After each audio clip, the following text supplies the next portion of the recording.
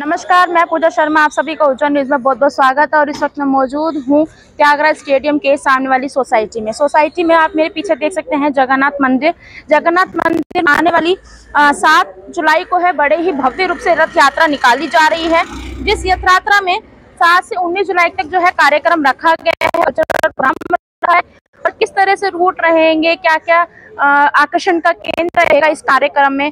तो हम बात करते हैं केडी बिस्वाल जी से।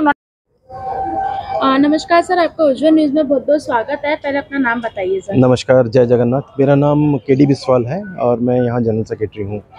आने वाली 7 तारीख को जो है जगन्नाथ जी की रथ यात्रा बड़े भव्य रूप से यहाँ पे निकाली जा रही है, तो किस तरह से आप अपनी जिम्मेदारी, किस तरह से अपनी भूमिका निभा रहे हैं सर? देखिए, जिम्मेदारी बहुत है। हम लोग सब कुछ समर्पण करते हैं जगन्नाथ जी को और अपना काम करते हैं यहाँ पर। और उसके लिए हम लोग पिछले जनवरी से हम लोग लगे हुए हैं। और सबसे पहला जो होता है, क्योंकि लोगों का आकर्षण बहुत होता है, उसमें सबसे पहला होता है सिक्योरिटी, कि जो भी डिवोटीज आते हैं उनकी सिक्योरिटी का ध्यान बहुत ज़रूरी है। महिलाएं, बच्चे आते हैं तो उनको कैसे व्यवस्थित रूप से यात्रा में वो लोग शामिल हों, तो उसके बारे में हमने बहुत स्ट्रिक्टली, दिल्ली पुलिस तो होती ही है, हमारे अपने गार्ड होते हैं, सिक्योरिटी होती है हमारी अपनी, और वॉलंटियर्स होते हैं अराउंड 300 के करीब वॉलंटियर्स है जो पूरी व्यवस्था को देखते हैं।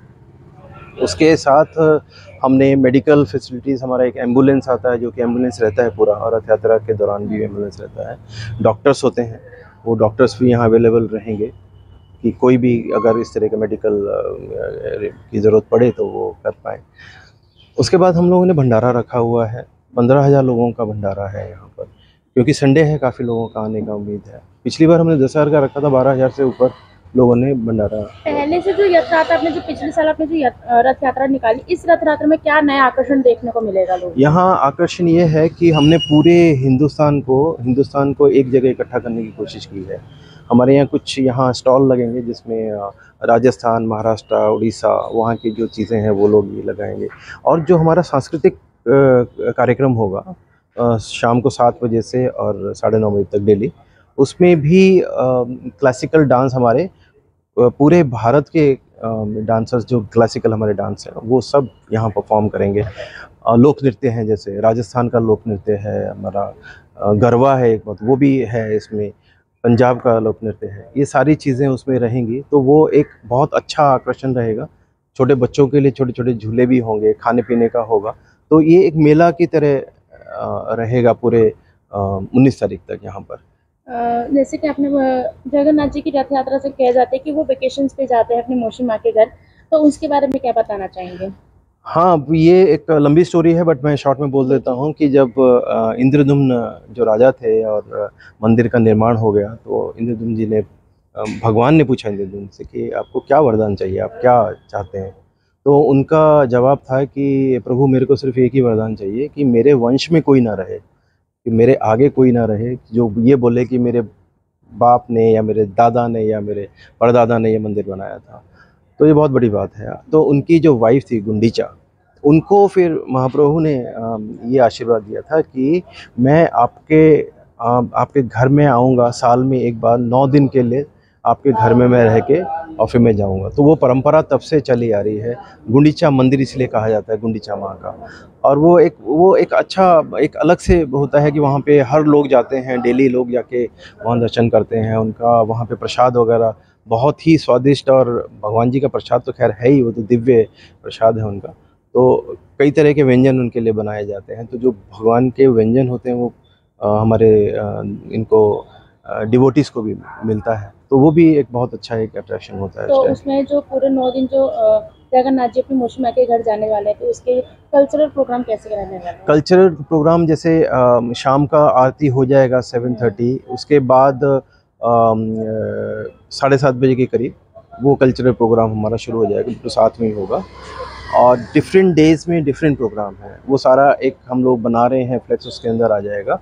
और वो हर दिन में, जैसे हमारे डांस है, ओडिसी है, कथक है, वो सारे हर दिन का अलग अलग प्रोग्राम रहेगा। उस बीच में हमने सैटरडे और संडे बच्चों को, महिलाओं को, सबको इन्वॉल्व करने के लिए सैटरडे और संडे को हमने एक कंपटीशन भी रखा हुआ है उनका, भगवान से रिलेटेड। तो वो कंपटीशन होगा, उनके बाद उनको प्राइज़ भी दिया जाएगा।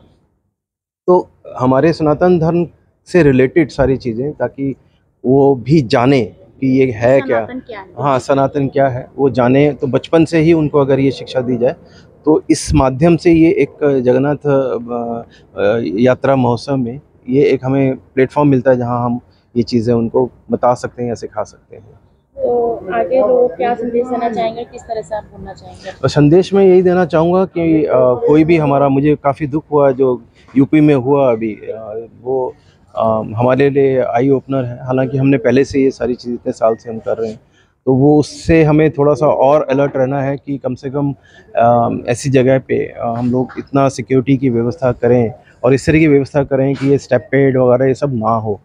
और वो एक बहुत ज़रूरी चीज़ है। और बाकी सुरक्षा को लेके तो मैंने आपको बोल ही दिया है, एंटरटेनमेंट के लिए मैंने बोल दिया है। और जबकि ये इतने लोग रस्सी से खींचेंगे, जिस रथ में कोई ब्रेक नहीं होता और उसको इतनी दूर तक लेके आएंगे, तो उसमें जिस तरह की भी व्यवस्था तो हमें, ये यात्रा जो है कहाँ तक ये यहाँ से क्या रूट रहने वाला है? हाँ, ये जैसे मंदिर है त्यागरा, सामने ही गेट नंबर 1 है त्यागरा स्टेडियम का, वहाँ रथ रहेगा।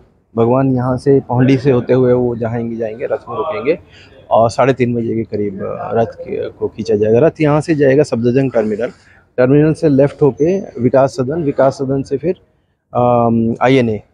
तो INA में जो सबसे हमारे लिए डिफ़िकल्ट चीज़ होती है कि वो जो अरविंदो मार्ग है वो बहुत ही इम्पॉर्टेंट मार्ग है, जिसमें क्योंकि एम्स और सफदरजंग उस रूट को हम बिल्कुल टच नहीं करते। बाई लेन में हम लोग जाते हैं, मेन रोड को नहीं टच करते। ट्रैफिक चलता रहेगा बाई लेन से आके, और INA का जो मेट्रो स्टेशन है वहाँ से हम लोग लेफ़्ट हो जाएंगे और राज्यसभा क्वार्टर से होते हुए फिर वो मंदिर में होगा। वैसे अप्रॉक्सीमेटली 3 किलोमीटर का कवर हो जाता है। एक चीज़ मैं पूछना चाहूँगी कि इस अपने जो प्रोग्राम्स में जो होने वाले हैं, जो 9 दिन का कोशी माँ के यहाँ भी और जगन्नाथ की रथ यात्रा में भी आपने लॉटरी का भी प्राइजेस वगैरह रखे हैं। हाँ, तो उसके बारे में क्या बताना चाहेंगे ताकि लोगों को उत्सुकता बढ़े आने की? हाँ, मैंने जैसे कहा कि लोगों को मंदिर के प्रति या हमारे सनातन धर्म के प्रति अट्रैक्ट करने के लिए, क्योंकि काफ़ी लोग हैं जो नहीं मानते या वो अलग रहते हैं, तो इस बहाने से एटलीस्ट एक अट्रैक्शन हमने दिया हुआ है कि आप 100 रुपये का लॉटरी का टिकट खरीदिए और उसमें फर्स्ट प्राइज़ हमने एक्टिवा का रखा हुआ है। तो लैपटॉप, कई सारे प्राइजेज़ हैं उसमें और अच्छे आकर्षित प्राइजेज़ हैं। ऐसा नहीं है कि आप तो वो कोई भी ले सकता है उसको, और ऑनलाइन में भी है, वो ऑनलाइन में भी ले सकते हैं। और उसका लॉटरी का जो रिज़ल्ट आएगा वो 20 तारीख को जब प्राइज़ डिस्ट्रीब्यूशन होगा तो वहीं सबके सामने ओपन ही वो जो पर्चियां हैं वो डाली जाएगी और क्राउड में से जो बच्चे हैं उनको बुला के हम पर्ची निकालेंगे। जिसका भी आएगा हम उसको वहीं इमीडिएटली उनको वो दे देंगे। तो ये एक अट्रैक्शन है सनातन धर्म को आगे बढ़ाने का।